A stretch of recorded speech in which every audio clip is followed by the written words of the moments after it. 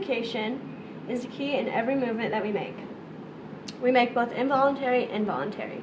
The actions occur via specialized cells meant for communication called neurons.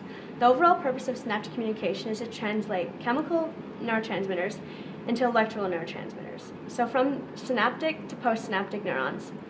It essentially is a translator. It translates chemical to electrical and then back to chemical once again. So essentially what happens is action potential propagates down the cell membrane via sodium channels, which essentially work as battery power as it propagates down. So once it reaches there, it goes from the axon all the way down to the axon terminal. These sodium ions, like I said, allow the propagation of that action potential. As it moves along, it alternates the charges both intracellularly and extracellularly. So keep in mind that all these actions are a sequence of events. So once the action potential has reached the L-type voltage-gated calcium ion channel, it opens the calcium ion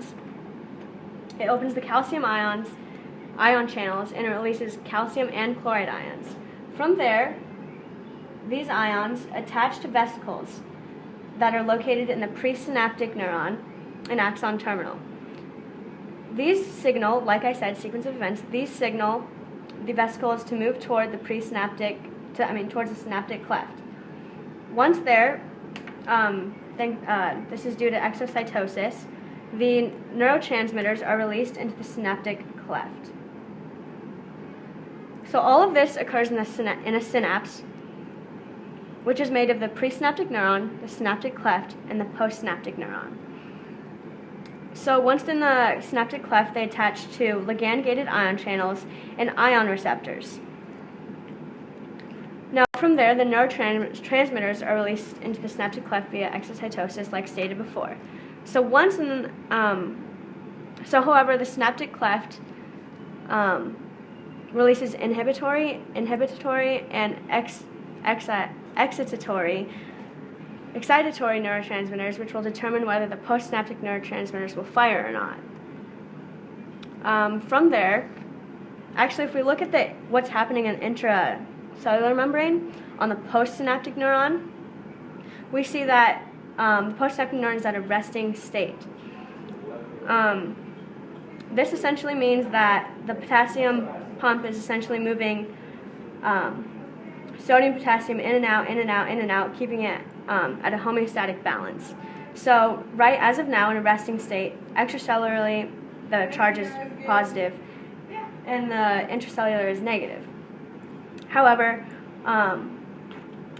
once the sodium channels have opened thanks to the neurotransmitters, they come in, and which signals the sodium ions to release into the intracellular membrane.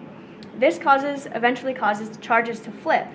So the negative becomes positive, and then positive becomes negative. This creates voltage, which is essentially depolarization, and it depolarizes until it reaches threshold, which is negative 50 millivolts. So once it has produced enough voltage, it starts repolarizing. But before that, all of this voltage is giving